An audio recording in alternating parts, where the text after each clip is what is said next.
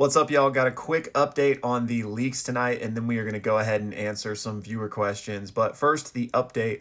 Maya just tweeted that it's raining really heavily in Japan right now, and it's causing some transportation and logistics issues, which means the leaks may not get delivered on time, which means they might be delayed. So just a heads up. We don't know for sure. There may not be a delay, but since this is happening, everyone is just kind of preparing and setting expectations. So just know that it may be a little bit later than normal tonight. All right, now we're going to hop into a few viewer questions, but first, spoiler warning, and second, one last reminder to join the Discord. There you will be able to keep the most up to date with the leaks news and also, of course, hang out with us when leaks actually happen tonight.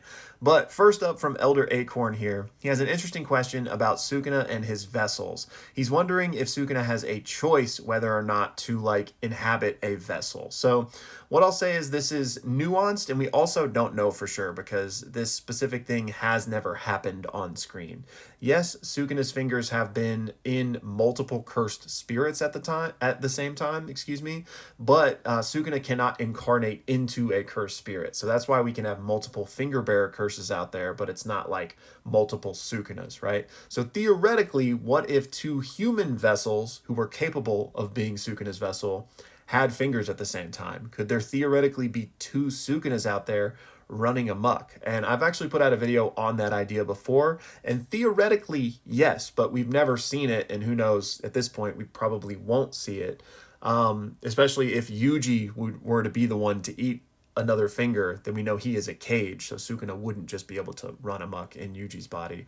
But to answer your question, I don't think Sukuna has a choice. Like, in his finger form, if a human were to eat that, I don't think Sukuna has any agency in being like, no, I don't want to be in this vessel.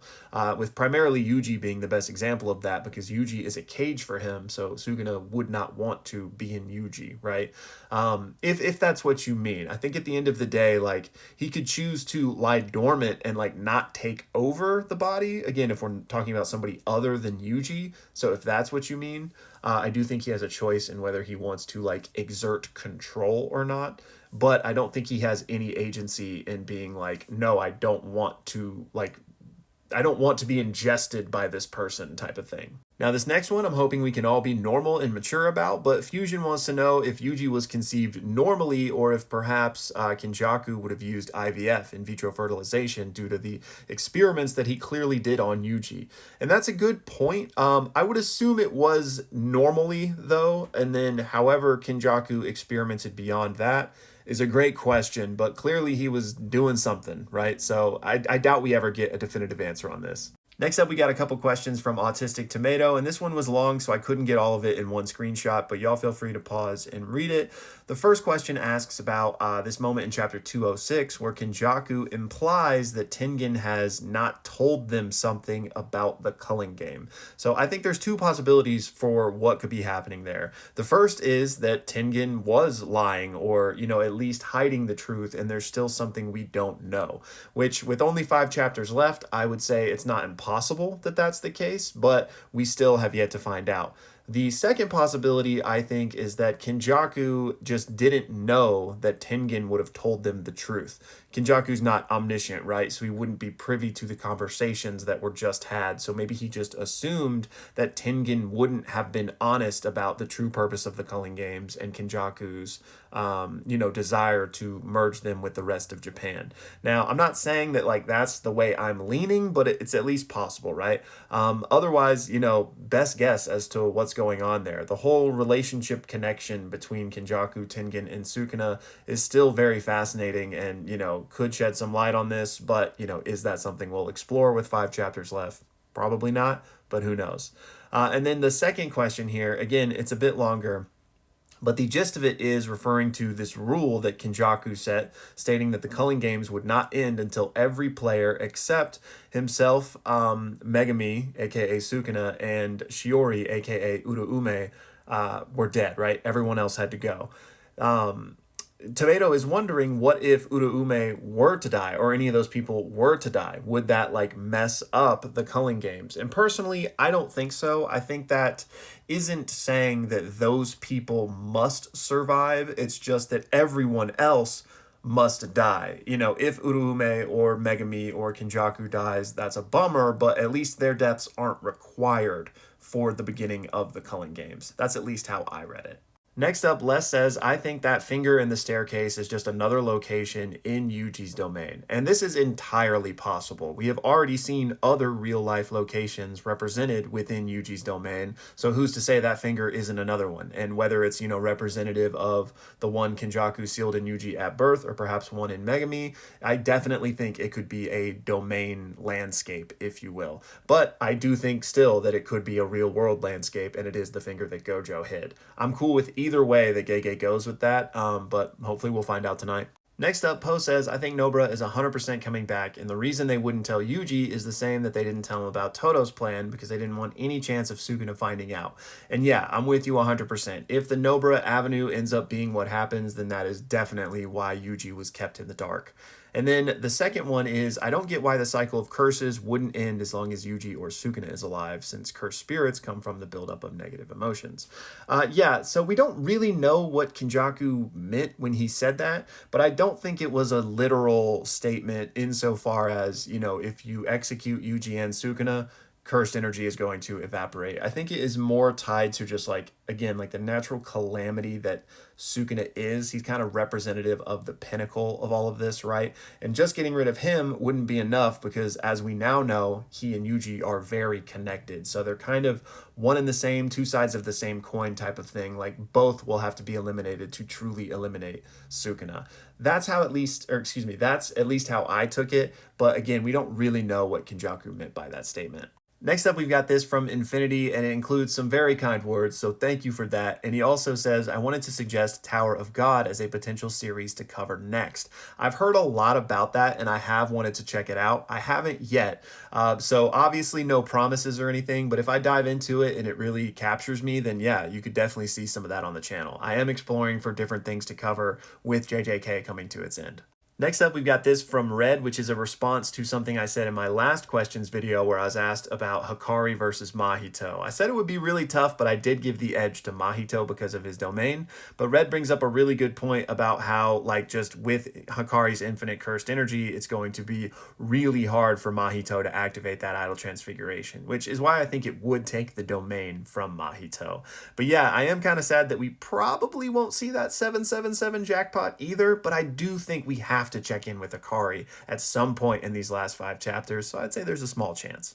Next up, got this insanely generous donation from Jacob that includes some very kind words, so thank you so much, man. And he just wants to know, are there any manga or anything I'm looking to pick up and explore after JJK finishes? And One Piece for sure. I'm already started to cover that. I'm catching up right now. Hunter x Hunter, since that is coming back, I do want to cover that, but who knows if that'll be a long time thing. And then I'm looking into other things. Kagurabachi is probably number 1 on the list of the newer stuff. But the last comment mentioned, Tower of God, I do want to check that out. Sakamoto Days, and I'm open to other suggestions, what you guys would want to see. So please let me know. Next up, we got this from Mr. Arcade, who's talking about this dice/tabletop game he made for JJK. And that sounds awesome, dude. I'm a huge TTRPG fan, if you didn't already know. And what I'd say is you definitely need to join the Discord if you haven't already, because we got a lot of people in there that also love TTRPGs and obviously JJK. So you could probably find a lot of people that would either be willing to play or play test this and iterate on it if you're interested in that.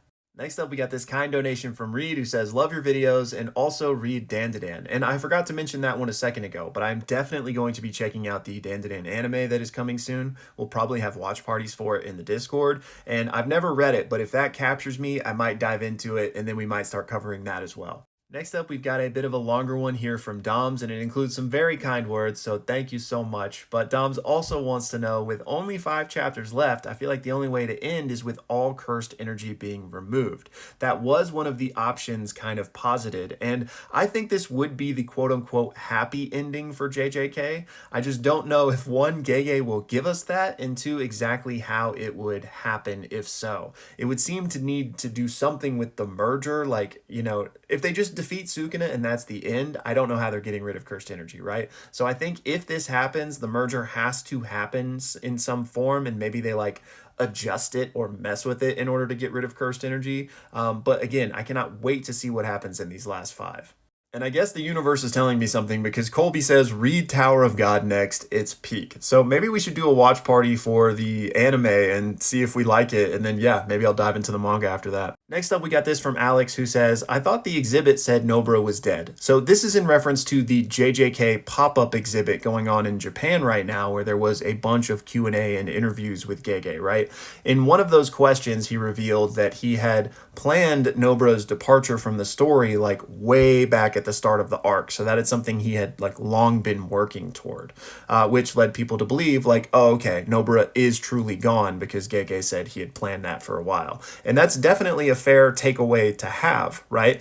But just to sprinkle a little doubt, a little gray area on that, Gege could have still planned Nobara to depart, and I believe that is the word he used, depart from the story at that point, and then have also planned to bring her back here at the very end. And, I'm not trying to cope here. Nobara may or may not come back, but if she comes back, I don't think this contradicts anything really, because also you got to remember that an author, if they do have some sort of like surprise return like that, isn't going to just spoil it in an interview question. But you are correct. There was a statement at that exhibit that seemed to lean towards Nobara being gone. Next up, we've got a bit of an ending theory here from Edwin, and y'all can pause to read the whole thing, but he's essentially stating that that last finger that we saw was one that Yuji created containing the last bits of Sukuna that were in him, aka the bits that Kenjaku had in him since birth, right? So they created that finger, and Nobara isn't the one who will use resonance on it, but instead her grandmother.